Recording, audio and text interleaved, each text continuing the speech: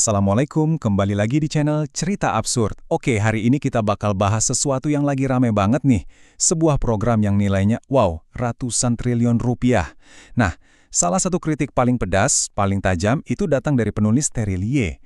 Jadi di penjelasan kali ini kita akan bedah tuntas kritik beliau, poin demi poin, langsung dari pemikirannya. Oke, kita langsung masuk ke intinya ya, ke jantung perdebatannya. Kalimat dari Terelie ini dia nih yang jadi dasar semuanya. Dia langsung membenturkan dua ide besar. Sekolah gratis untuk jangka panjang, lawan makan gratis untuk kebutuhan sekarang. Inilah fondasi argumen yang akan kita telusuri bareng-bareng. Biar gampang ngikutinnya, kita bakal bedah kritik ini jadi 5 bagian. Pertama, soal prioritas utama, sekolah gratis. Kedua, kita bakal bongkar mitos soal harga bahan baku. Ketiga, kita intip logika bisnis di balik dapurnya. Keempat, kita lihat soal nasib jutaan pekerja. Dan terakhir, yang paling penting, kita lihat gambaran besarnya, dana rakyat yang dipakai. Nah, kita mulai dari yang pertama ya, soal prioritas. Intinya tuh begini, si penulis ini ngajak kita mikir, kalau uang rakyat itu kan terbatas ya, kira-kira mana yang ngasih imbal hasil paling gede buat masa depan bangsa? Apakah sekolah gratis, yang investasinya buat otak, buat jangka panjang, atau makan gratis buat kebutuhan perut hari ini? Ini nih pertanyaan dasarnya. Oke, sekarang kita geser ke topik yang lebih daging, yaitu soal duit. Menurut si penulis, ada salah paham besar loh soal biaya program ini.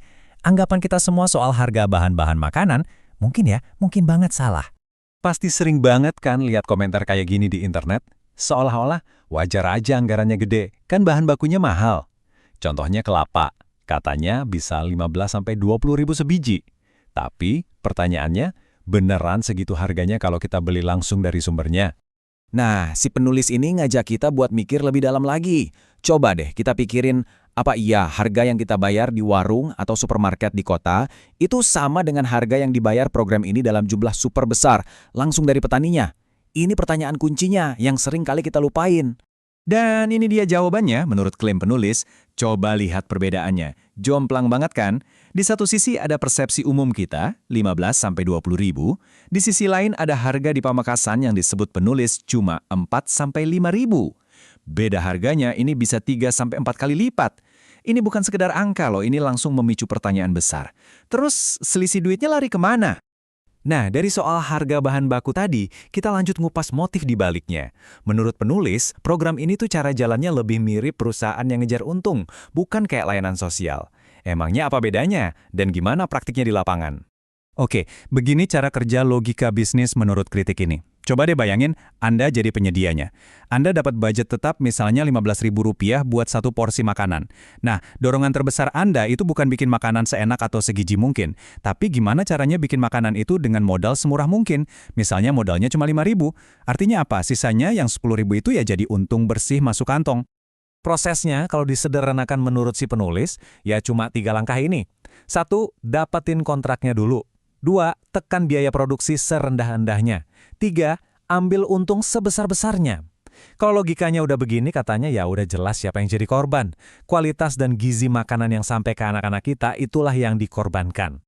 Terus gimana dong sama foto-foto menu yang kelihatan mewah atau kabar soal bagi-bagi uang yang kadang muncul?